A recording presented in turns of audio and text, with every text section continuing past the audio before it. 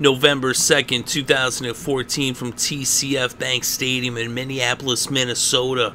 It was the Washington Redskins at the Minnesota Vikings. Washington won the toss and they elected to defer, so the Vikings would take over first. They would go 3 and out on their first possession. So now Washington would take over on their own 20 with about 14 minutes left in the first quarter. They would march up to midfield and into Minnesota territory. When on 3rd and 7 from the 49, RG3 hit Helu for a 24-yard pass, and that made a first down on the 27. Then on 2nd and 11 from the Minnesota 28, RG3 hit Alfred for a 15-yard pass, and that would bring the ball into the red zone. Their drive would end up stalling, and Forbath would end up coming out to kick a 36-yard field goal, and it was up and it was good. And Washington put the first points on the scoreboard as they had the lead with the score 3-0 over Minnesota. So now the Vikings would take over with a little over 6 minutes left in the first quarter. They had the ball on their own 21. And Bridgewater on 2nd and 10 would end up hitting Jennings for a 17-yard pass to pick up a first down. But then they were faced with a 3rd and 10 from the 38, and Bridgewater would then hit Asiata for a 10-yard pass to make it another first down. But then on 2nd and 8 at the 50, Bridgewater was sacked for a 9-yard loss by Murphy, which would end up bringing up a 3rd and 17. And they failed to pick up the first down, and so out came the punting unit. So now the Redskins would take over with about 2 minutes left in the first quarter. They were backed up against their own end zone on their own 9-yard line, and RG3 would end up hitting DeSean Jackson for a 45-yard pass that brought the ball to Minnesota territory at the 46. Morris then ran for 9 yards, and then Alfred Morris ran for 14 yards, and then Alfred Morris ran for 4 yards. And the first quarter came to a close with the score Washington 3, Minnesota 0. So starting things off in the second quarter, Washington had the ball on the Minnesota 19. It was 2nd and 6. They ended up with a pair of incomplete passes, but there was a penalty against the defense, and that would make it a first down on the Minnesota 14. They handed the ball off to Alfred Morris, and he took it to the end zone for the score and the touchdown off the 14-yard run, and it was now 10-0 Washington over Minnesota. So now Minnesota would get the ball on their own 20, as it was still just seconds into the second quarter. But they would end up punting the ball 5 plays later. And now the Redskins would take over with about 11.5 minutes left in the first half. So they had the ball on their own 28. But they would end up punting the ball after getting towards midfield in about 6 plays. So now Minnesota got the ball with about 9 minutes left in the first half. They had it on their own 14, but they moved the ball up towards midfield, but a penalty would push them back, and they would end up punting the ball from their own 35. So now Washington would get the ball, but they would go 3 and out, and so the Vikings would get the ball back with about 3.5 minutes left before halftime. They had it on their own 24. They would march to midfield and into Washington territory, but they would end up being faced with a 4th and 2 from the Washington 39, and they elected to go for it. Teddy Bridgewater ended up throwing an incomplete pass, and actually Minnesota ended up being called for an ineligible man downfield. Or an ineligible downfield pass, actually. It was turned over, the ball ended up being turned over on downs, and Washington would take over with about a minute left before halftime. They had it on their own 39. RG3 dropped back to pass, and he was intercepted by Captain Munnerlyn.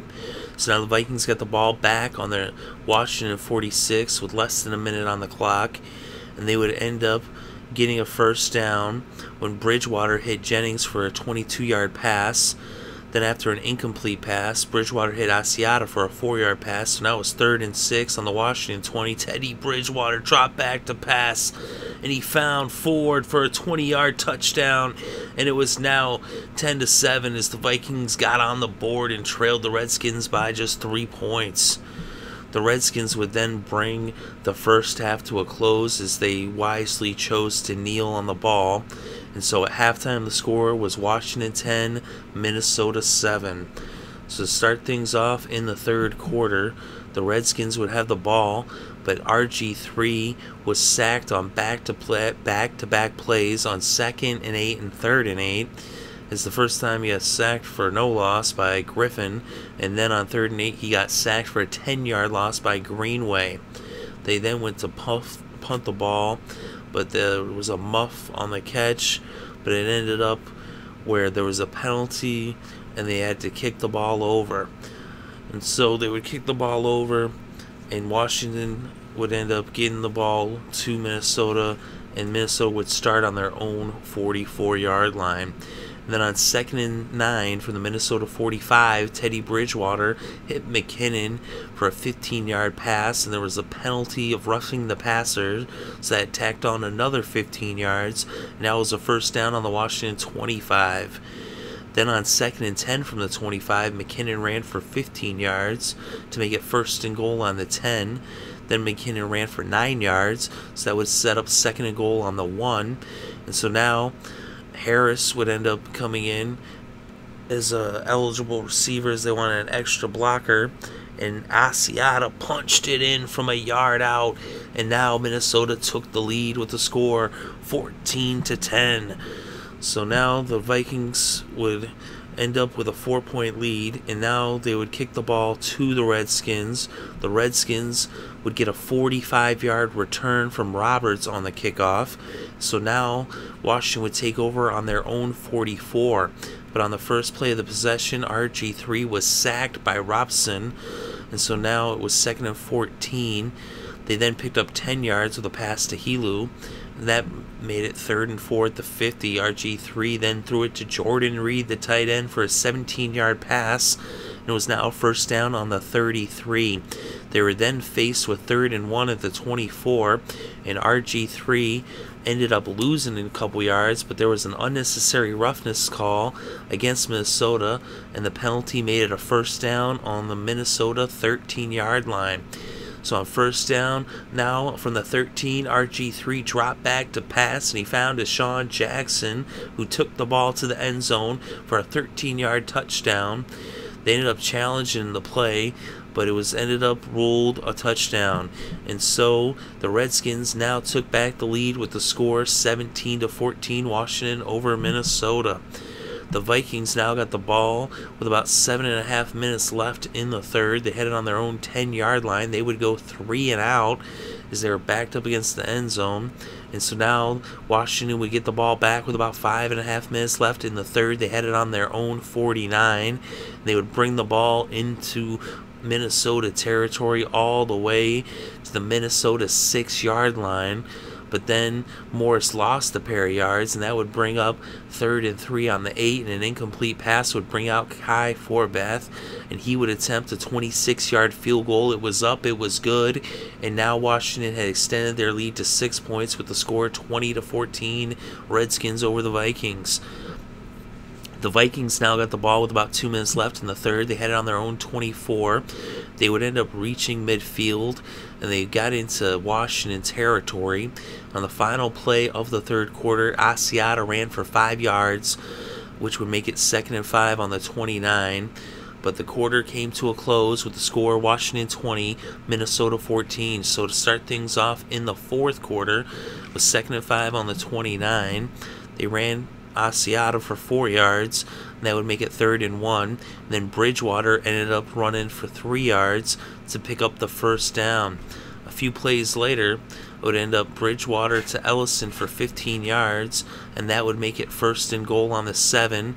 And Asiata just ran it right up the gut for a 7-yard touchdown as Minnesota took back the lead, and it was now 21-20 as the Vikings led the Redskins by 1 point. So now Washington would take over with 13 minutes left in this game. They had the ball on their own 20, but a false start would push them back. But they would end up picking up a 1st down. Then they got faced with a 3rd and 5 on the Minnesota 16. Because when they were faced with the 2nd and 7 from the 23, RG3 hit DeSean Jackson for a 56-yard pass. Then Morris ran for 3 yards and then 2 yards, so that brought this 3rd and 5 from the 16. And RG3 then hit Helu for an 8-yard pass. And then on 1st and goal from the 8, RG3 ended up losing 3 yards.